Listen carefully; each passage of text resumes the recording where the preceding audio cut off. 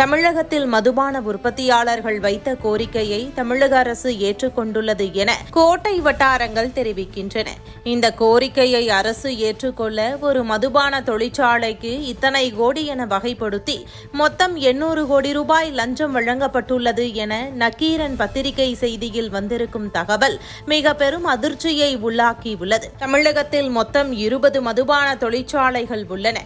அதில் 11 தொழிற்சாலைகள் IMFL எனப்படும் வெளிநாட்டு மதுவகைகளை இந்தியாவில் தயாரிக்கும் தொழிற்சாலைகள், பீர் மட்டும் தயாரிப்பவை 8, ஒயின் தயாரிக்கும் தொழிற்சாலை 1. குறிப்பாக SNJ ஜெயமுருகன், ஜெகத் ரட்சகன், டெல்லியில் மதுபான ஊழல் புகாரில் சிக்கிய என்ரிகா ஆகிய நிறுவனங்கள் தான் மதுபானங்களை உற்பத்தி செய்கின்றன.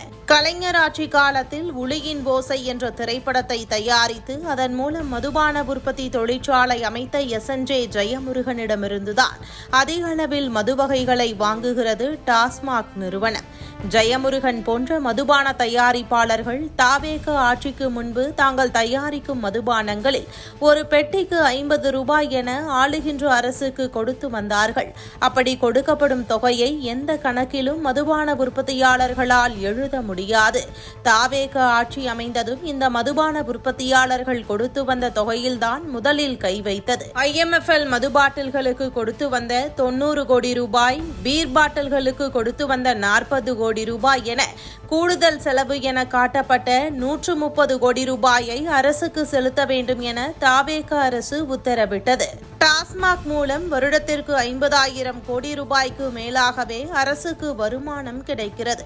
உற்பத்தியான இடத்திலிருந்து டாஸ்மாகின் 40 குடோன்களுக்கு சரக்குகளை கொண்டு செல்வதற்கு சொந்தமாக ஒரு லாரி கூட டாஸ்மாகிடம் இல்லை.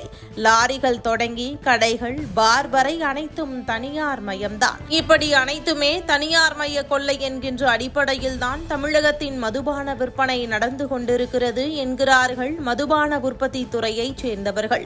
தாவேக ஆட்சி அமைந்தவுடன் 130 கோடி ரூபாய் அரசுக்கு வர வேண்டும் என அவர்கள் உத்தரவிட்டதை தொடர்ந்து மதுபான அதிபர்கள் ஒரு பெரும் தொகையை லாட்டரி மூலம் தாவேக அரசுக்கு கொடுத்தார்கள் என செய்தி பரவியது. டாஸ்மாக் நிர்வாகம் சமீபத்தில் 717 கடைகளை மூடியதாக அறிவித்தது சுத்தமான ஏமாற்று வேலை என்கின்றார் டாஸ்மாக் CITU தொழிற்சங்க தலைவர் தோழர் திருச்செல்வம்.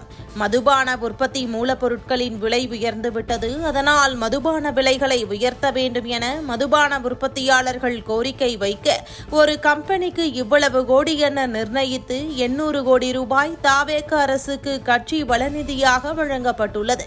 இது எல்லாமே ஒரே ஒருவர் மூலம்தான் என்கிறார்கள். இந்த நிலையில்தான் திமுகவின் சாராய ஆலை ஓனர் ஜெகத் ரட்சகன் மகன் தாவேகாவில் இணைந்திருக்கிறார்.